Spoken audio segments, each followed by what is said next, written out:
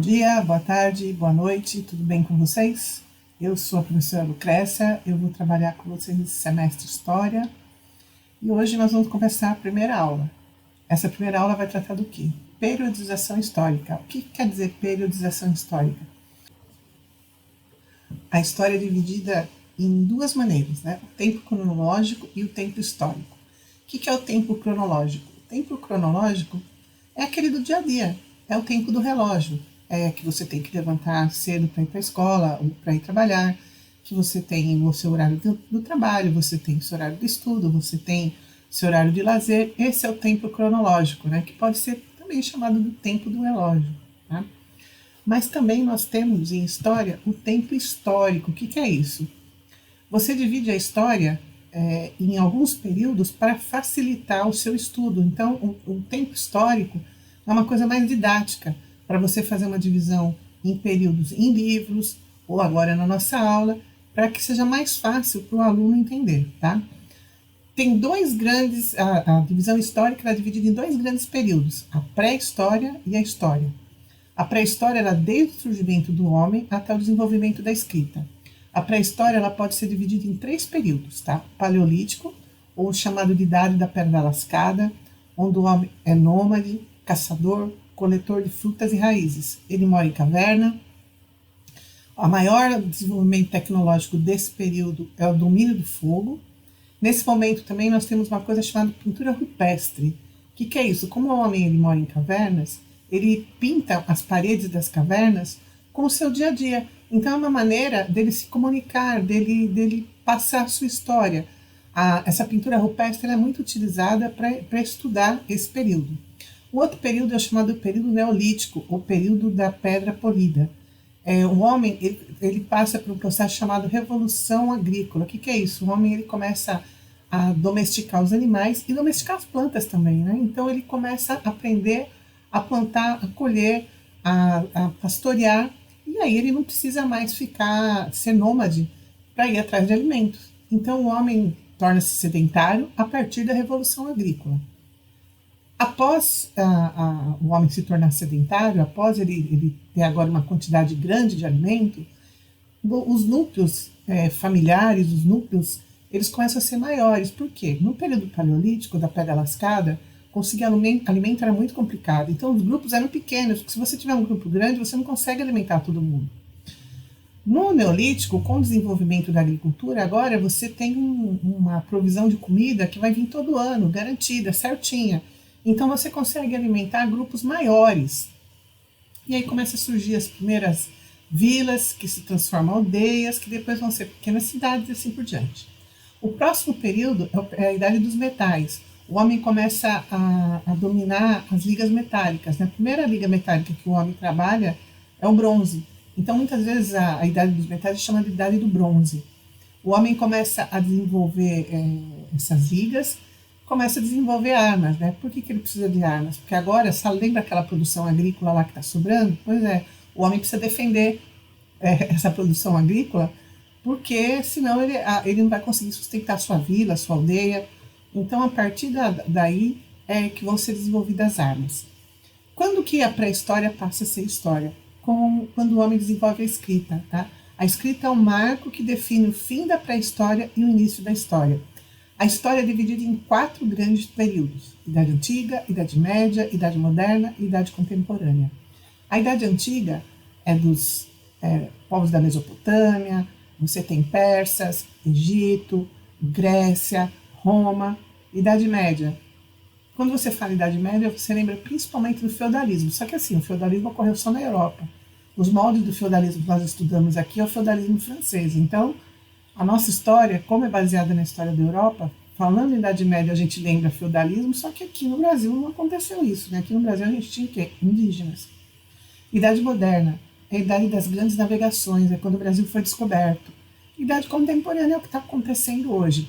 Da idade, tem alguns marcos que separam, que definem o início e o fim dessas idades, tá? A Idade Antiga, que vai desde o aparecimento da escrita até a queda de Roma. A Idade Média, que vai da queda de Roma até a queda de Constantinopla. A Idade Moderna, que vai da queda de Constantinopla até a Revolução Francesa. e a Idade Contemporânea, que começa na Revolução Francesa e está até hoje. Bom, tirando essa periodização, a gente precisa falar também do calendário, tá? Normalmente, as grandes civilizações, elas utilizam a religião para marcar o tempo. Então, não existe só o calendário cristão. Esse calendário que nós usamos é o calendário cristão. É o calendário oficial do mundo todo. Só que, paralelamente a esse, existem outros calendários. Existe o calendário chinês, que é o calendário lunar. Existe o calendário muçulmano. Existe o calendário judeu e alguns outros, tá? A grande maioria dos calendários, eles levam a religião em conta. Como a religião cristã é praticamente dominante do mundo, por isso que o nosso calendário é o calendário universal. Mas, paralelamente, se conta o tempo de outra maneira. Eu acredito que vocês já viram, quando tem festa de Ano Novo chinês, né? Então eles comemoram. Só que se você mandar uma correspondência para a China, vai com a data que está hoje. Mas lá, em paralelo, eles têm um calendário que o ano está diferente, tá? O nosso calendário é dividido, o marco principal é o nascimento de Cristo. O nascimento de Cristo é considerado ano 1, tá? Não tem ano 0 no nosso calendário, começa com ano 1.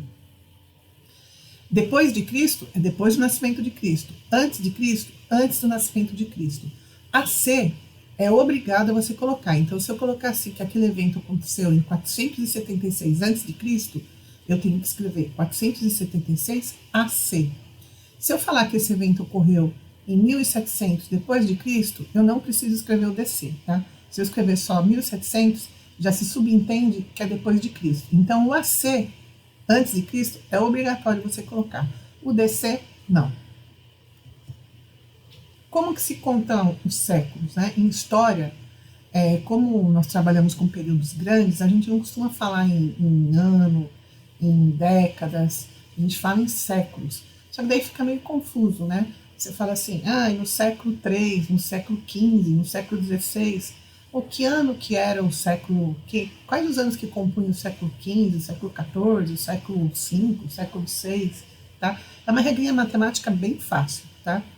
Se o ano terminar em 00, como está aí no slide, né? Então 1200, 500, 2000, você não faz nada. Você corta a unidade, a dezena, e o século é o que sobra. Então, 1200, você cortou o 00, que século que é? Século XII. 500, você cortou o 00, sobra o 5. Que século que é? Século V. 2000, você cortou o 00, sobra o 20. Que século que é? 20. Eu esqueci de falar para vocês que século nunca se escreve em algarismo arábico, se escreve em algarismo romano, né? Então, por isso que no slide vocês vão ver aí do ladinho, século XII, século XV, século XX, sempre algarismo romano. Aí, quando não terminar em 00, como é que a gente faz? Muito simples. Então, eu tenho o ano de 1789. Eu corto a unidade, eu corto a dezena, sobra 17. 17 mais 1, 18.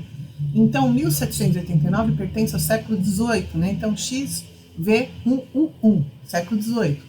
2013, eu corto a unidade, a dezena, então eu corto 13, sobra 20. 20 mais 1, 21. Então, século 21, tá? Então, isso é uma regrinha. Se terminar em 00, você corta a unidade e dezena, não faz nada. É o que sobrar, é o século. Se não terminar em 00, você corta a unidade e dezena, soma mais um no que sobrar, e aí é o século. Lembrando que o século sempre é algarismo romano, tá? Aí eu coloquei no último, como que a divisão dos séculos, né? Que século pertence. Então aí, para você dar uma estudadinha também, é algarismo romano. 1, 2, 3, 4, 5.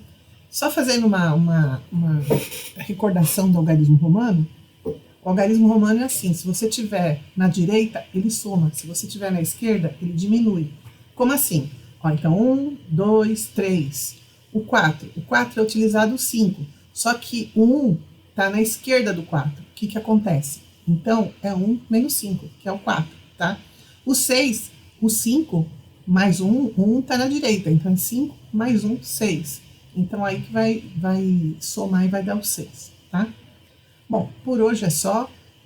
Até a próxima aula. É um prazer trabalhar com vocês. E até a próxima.